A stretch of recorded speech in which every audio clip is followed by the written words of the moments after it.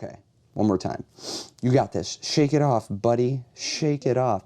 Gotta wiggle it. Got some new framing. Danny probably hates it. That's fine. Okay, we're gonna go.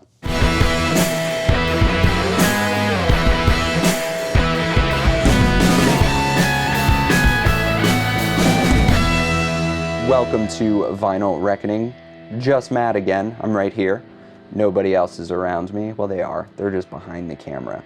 I wanted to make a quick little video talking about my 5 records that I think everybody who watches this should own. Whether you're giving new music a try, whether you already know these bands and you're like, hey, I might as well pick it up now because Matt recommended it. With that being said, this is not going to be like the latest Beatles reissue or like Walmart exclusive stuff. These are smaller bands, maybe not in your eyes, that I think maybe need some attention. Okay, so we're gonna get started. We're just gonna have a good old time. It's gonna be a quick video. We're gonna start off with this wonderful, wonderful album, Verb for Dreaming by Rick Rude.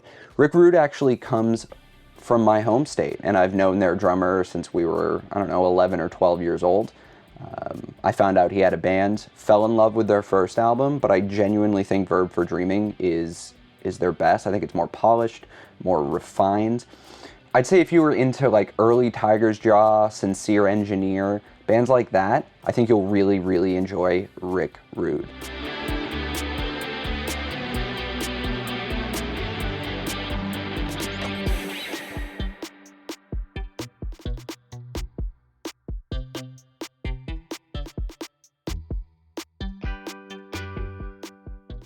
I'd say back in the 2010s, I was very obsessed with Top Shelf Records. They're still releasing crazy good music, but really the 2010s is where my love started for them. So anything they released, I was down to just purchase.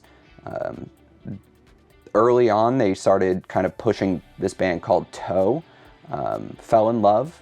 I believe they're from Japan. When I first heard Toe, I needed everything.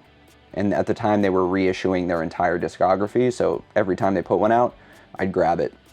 I think the standout here, and I believe this is their 3rd full length, Hear You, absolutely wonderful, wonderful album. I'd say for fans of anything mathy, anything a little riffy, very intelligent music is the way I would put it. Mostly, I believe, instrumental, but, you know, it's wonderful. Give it a shot. If you like it, I believe as of recording this, they have like a 4th pressing of this, maybe a 5th pressing. I think there's only one variant. I would highly recommend picking that up.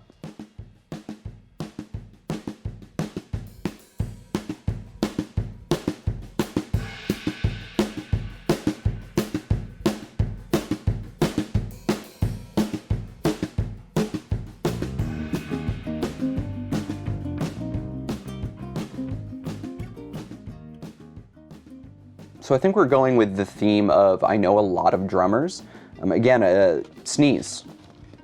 Album name is I'm Going to Kill Myself. Another band from my home area of New England. Wonderful, wonderful record, very grungy, very garagey. I've known their drummer again since I was probably 12 or 13. Same thing. I believe this is their first full length. They've had many, many, many releases. They no longer exist as a band, but I will say their first one just really, really stuck with me. I'd say for fans of like Dads, Jawbreaker, maybe a little Fugazi mixed with some 90s grunge in there, that would be the best way to describe this band. Absolutely pick this release up. I think you can get it on their Bandcamp right now for like $8 or $10. Definitely a must pick up.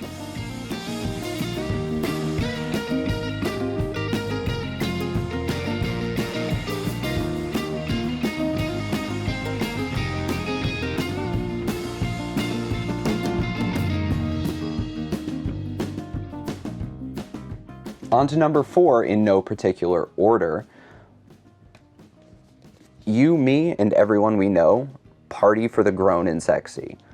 To be honest, not my favorite album title or EP title, but the album itself is beautiful. I think for a first effort, this band and the lineup they had at the time was brilliant. I fully believe they have better albums, but this one got me into it, and I believe you can still pick it up from Enjoy the Ride Records for, I don't know, 18 bucks. Check out their whole discography, but this one specifically got me into the band around 2006, 2007.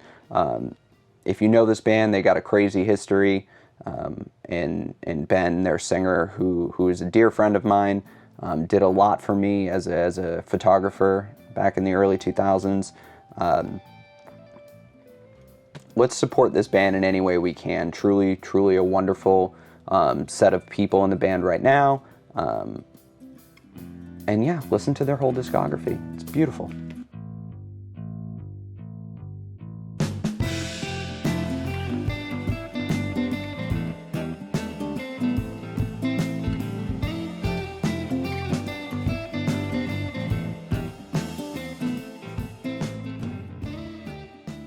And now we're on to number 5 of the 5 records I think you should own. Bear vs. Shark, Terror Hawk. I want to say I scoured the internet to try to find even one copy of this. I couldn't. I think the label that it originally came out on, which is Friction Records, Equal Vision, I just don't think they've done any represses. So if you can find this at a decent price, I'd highly, highly, highly recommend picking it up. I will say I was like trying to think of bands I could compare this to, like for fans of.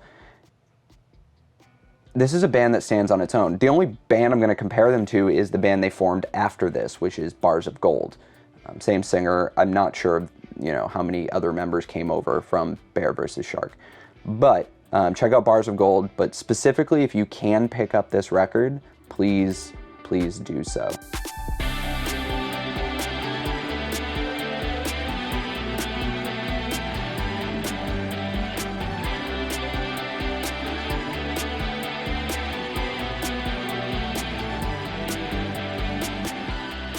That's it. That's all 5. I greatly appreciate everybody watching this kind of quick little banger of a video. Feel free to post your thoughts, your top 5 records that everybody should own from smaller bands. Again, I don't need to hear about the Beatles reissues or anything like that. I own them all. It's fine. But yeah, thanks again. You can check us out on Instagram. It's vinyl_reckoning. We also have a podcast wherever podcasts are listened to, so you can go ahead and just search Vinyl Reckoning. You'll find us. We should have a new episode coming out relatively soon. But again, for Vinyl Reckoning, my name is Matt. That's it. Just me. Y'all take it easy.